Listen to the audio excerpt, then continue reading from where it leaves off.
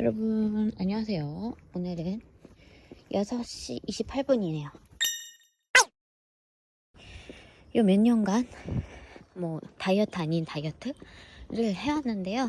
이제 종지부를 찍으려고 해요. 정말 맨 처음으로 거슬러 올라가면 여러분, 저는 20대 때는 솔직히 말해서 다이어트를 해본 적이 없어요. 영양 밸런스 같은 거 전혀 신경 안 쓰는 사람, 그런 사람이었어요. 그나마 한국에서는 이렇게 밥 먹는 시간이 딱딱 있잖아요. 근데 일본은 문화가 좀 점심시간이라고 점심을 먹으러 나간다든지 이런 사람들이 그렇게 많지 않았어요. 제가 일할 때만 해도. 그래서 그냥 편의점에서 삼각김밥 사서 먹는다든지 컵라면으로 때운다든지 이런 문화였어요. 제가 일할 때는. 20대 때는 거의 모든 식사가 편의점 식사 아니면은 가끔 친구들이랑 약속 있을 때 술 먹으면서 안주 먹고 약간 그런 시기였던 것 같아요. 지금 자유화면이 거의 없고요. 결혼식 때 사진밖에 없어요. 그때는 몰랐어요. 20대 때기 때문에 제대로 잘 안 챙겨 먹고 인스턴트 먹고 과자만 먹고 이렇게 살아도 별로 크게 문제가 없었는데, 문제는 출산을 이제 하고 아이를 키우면서 거의 사람이 막 확 변하진 않잖아요.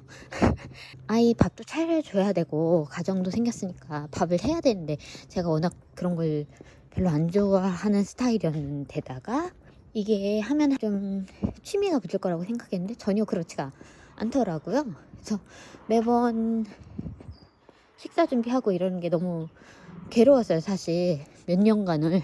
지금은 그렇게까지 괴롭진 않은데 어쨌든 몇 년간은 굉장히 괴로웠고, 그러면서 밥은 어른은 안 죽을 만큼만 먹으면 된다. 약간 이런 식의 자기 합리화를 막 하고 그랬었거든요. 그래서 애기 이유식할 때쯤 점심때 제 밥 챙겨 먹는 게 너무 힘든 거예요. 뭔가 밥을 차린다는 게. 그래서 애기 이유식 남은 거 있죠.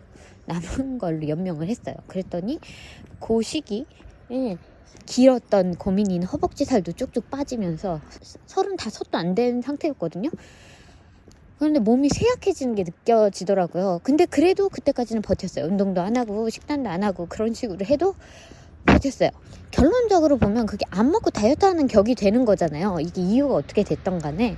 그러니까 사람이 매가리가 있고 이렇게 일상생활에서 힘있게 활동을 못하고 어딜 놀러를 마음은 가고 싶은데 체력이 안 따라주니까 못 가는 거예요. 가도 재미가 없고 힘들기만 하고. 그 계기가 된 사건이 아이 유치원에 한 걸어서 2km 정도 떨어진 곳이에요. 어쨌든 차를 못 타고 가는 상황이 됐단 말이에요. 그래서 걸어서 갔습니다. 근데 그때가 11월인가? 막 이랬어요. 별로 그렇게 아직 완전 한겨울도 아니고 일본은 겨울이 그렇게 춥지도 않아요. 갔다 왔는데 이제 열이 40도가 넘어가면서 아팠고요. 그런데 그 일이 있고 나서 이제 또 쉬고 병원 가서 약도 받아 먹고 하니까 나았죠. 나았는데 한 달도 안 돼서 또 열이 올랐나? 그래가지고 또 40도를 또 찍는 거예요. 근데 여러분 열 아시잖아요. 이게 아무것도 못해요. 정신이 몽롱하고 움직이지도 못하고. 제가 말씀드리고 싶은 건, 그 당시 저는 먹을 의욕도 없고 운동할 의욕은 물론 없었고 생활이 너무 피곤했고 아이 하나 키우는 것도 굉장히 버거웠어요. 트러블이 있고 스트레스가 있으면 이렇게 자리에 알아눕고 이런 게 반복이 되다 보니까 나이도 젊은데 너무 괴로운 거예요.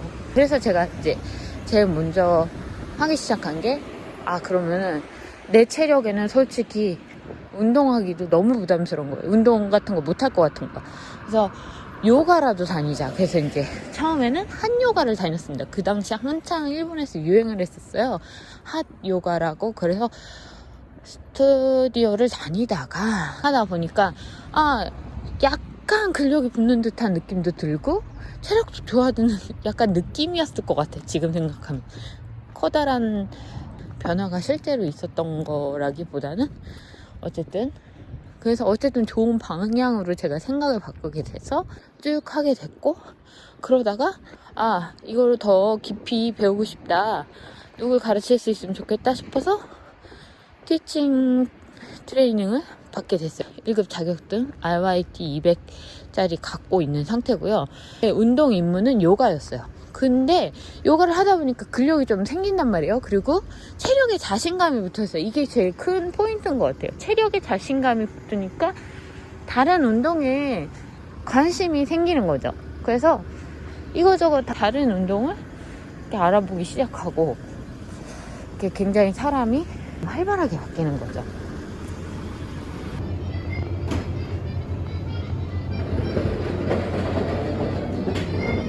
저의 20대 때 주 식량들을 지금 찍고 있습니다. 저는 거의 이런 걸 먹고 연명했어요. 지금은 전혀 편의점에서 뭘 사지 않아요.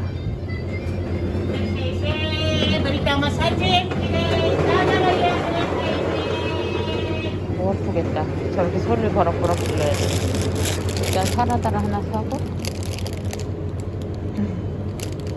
그러면 그래 요걸 사서 갑시다.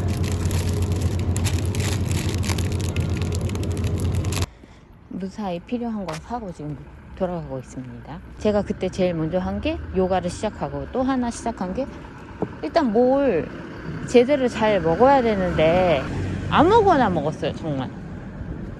왜 그런 분들 계시잖아요. 살찌우고 싶어서 뭐라도 먹어야 되니까 그랬다 뭐 이런 정말 살 안 찌시는 분들 중에 그런 말 하시는 분들. 근데 제가 그 정도 레벨에 마른 게 아니었는데도 저는 그때 자꾸 너무 자주 아픈 게 너무 싫은 거예요. 그래서 일단 체중을 늘리면 그만큼 버티는 근육도 키워지겠지 싶어서 정말 아무거나 먹었답니다. 그랬더니 살이 찌더라고요.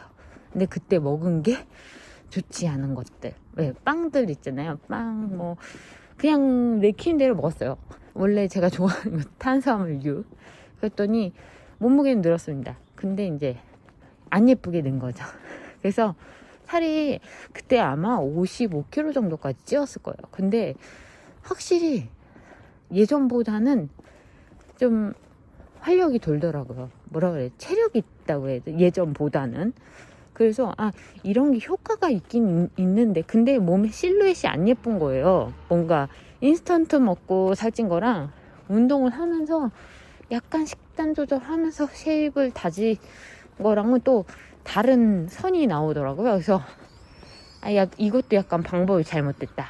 그때 이제 판단이 돼서 그때부터 이제 몸에 선을 좀 예쁘게 다듬고 싶은 거죠. 요가 이제 티칭 트레이너 자격증도 땄고 요가를 가르치거나 할 때도 계속 레깅스를 입고 온몸이 다 드러나는 상태였단 말이에요. 그래서 그때 이제 간헐적 단식을 해봐야겠다 나도 이렇게 된 거죠. 그래서 처음에는 이틀 단식하고 5일 먹는 이거 박영우 박사인가요? 그분이 그때 한참 나와가지고 얘기하시던 거 그대로 하다가 나름 되게 만족할 만한 레벨까지 내려간 거예요. 몸무게도 제 몸선도. 그래서 그 다음부터는 그냥 유지를 위해서 일주일 7일 중에 하루만 단식을 하고 나머지 6일은 적당히 먹으면서 유지를 했죠. 근데 지금 생각하면 되게 절식하는 레벨이에요. 많이 관리를 지금보다 했었습니다. 욕심이 있어가지고 요가 가르치고 있는 사람이라고 나오는데 너무 쉐입이 망가지면 안 되겠다 싶은 생각이 굉장히 컸어요. 그래서 그때 유지를 하다가 여러분들 아실지도 모르겠지만 코로나가 터지고 유튜브를 시작했구나. 그러면서 이제 코로나 때문에 갑자기 한번 빵 살이 또 찐 거죠. 코로나 때문에 이제 인스트럭터를 그만두게 된 것도 한몫했어요. 다시 간헐적 단식으로 빼서 유지를 할 마음으로 맨 처음 간헐적 단식 시리즈를 찍은 거예요. 이 유튜브에 올라온. 근데 예전과 또 다르더라고요. 제 느낌에는 이거는 부작용이다 하게 느껴진 게 이제 1년이 지나서 였습니다. 빠지고 유지를 하기도 했어요. 지금까지 여러 해를 약간 제 자신을 돌아보게 되더라고요. 저의 생활 패턴, 내가 어느 시점에서 살이 찌는지, 뭐 컨디션이 나빠지는지 이런 거를 굉장히 많이 파악할 수 있게 됐어요. 저 같은 경우는 제 패턴도 보니까 스트레스를 받으면 처음에는 식욕이 없어져요. 그래서 나 스트레스 받아서 식욕이 없어졌구나, 여기까지는 인지를 합니다. 근데 그 다음부터 제가 이제 또 내가 왜 이러는지 찾기 위해서 여러 가지를 이제 찾아봤어요. 처음에는 스트레스를 받으면 식욕이 없어지는 것처럼 느껴진대요.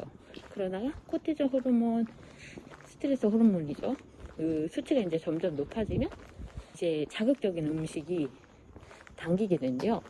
그런 음식이 들어오면서 계속 혈당이 올라가고 인슐린 때문에 수치가 춤을 추면서 자극적인 음식이 또 땡기고, 이런 악순환이 이제 반복된다고 하더라고요. 근데 제가 딱 그런 케이스였던 것 같아요.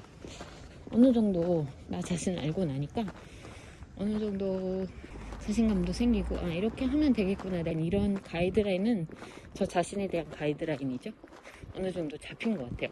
단식이 이제 안 맞다고 제일 느꼈던 거는 위장장애. 제가 원래 위가 문제가 생기는 타입이 아니에요. 원래 사람이 본인이 약한 곳이 계속 아프잖아요. 저는 이제 위에 트러블이 없던 사람인데 문제가 생긴 게 느껴지더라고요. 제 방법이 지금 제 몸을 해치고 있다는 생각이 드는 거예요. 간헐적 단식 결과로 저는 느꼈거든요. 그래서 이걸 싹 갈아엎어야겠다, 이런 생각을 또 했습니다. 그 시점에서부터 시작한 거는 이제 웨이트 트레이닝, 그거랑 간헐적 단식 그 시간을 없앴어요. 이게 저는 제 자신이 별로 스트레스를 많이 안 받고 하고 있다고 자신을 하고 있었거든요. 근데 솔직히 말해서 그건 아니었던 것 같더라고요. 그러니까 의식하고 하는 게 스트레스였었던 것 같고, 어쨌든 식단 조절 하나도 안 하고 식사 조절도 맨 처음에만 알람 맞춰놓고 딱딱딱 정해진 시간에 식사를 하고, 양을 이제 한 번에 먹는 양을 줄이는 걸 목표로 했어요. 그것만 목표로 했습니다. 다른 거는 뭐 신경 안 썼어요. 그리고 운동은 하고. 그게 벌써 뭐 9개월? 이제 좀 있으면 10개월 들어가는 거겠죠. 근데 제 느낌상으로는 지금 몸무게 52에서 53kg 적당선 유지하면서 저 지금 체력이 굉장히 좋아졌다는 걸 느끼거든요. 그리고 저희 딸은 저의 비리비리했던 시간을 기억을 못 하더라고요. 그래서 엄마는 힘이 센 사람, 이렇게 이렇게 이미지를 만들어 줄 정도로 많이 바뀌었어요. 그래서 저는 일단 이걸로 엄청 만족하고 있고요. 계속 이 상태로 유지를 하려고 합니다. 일주일에 한두 번만 웨이트 하고 스트레칭이나 이런 건 꾸준히 하고 있고. 여기까지 저의 다이어트 이야기였습니다. 이제 긴 여정을 마무리하는, 무의식으로도 유지할 수 있는 방법을 깨달은 것 같다고 지금 말씀을 드리는 거예요. 아니 대체 어느 시대인데 아직도 이렇게 문을 여냐고요? 여기는 일본입니다, 여러분. 운동은 이제 필수라는 거, 그리고 자기한테 맞는 운동을 찾는 건 아무도 대신해 줄 수 없다는 거. PT를 끊어서 할 수 있는 게 아니에요. 해보면서 느껴지는 것 같아요.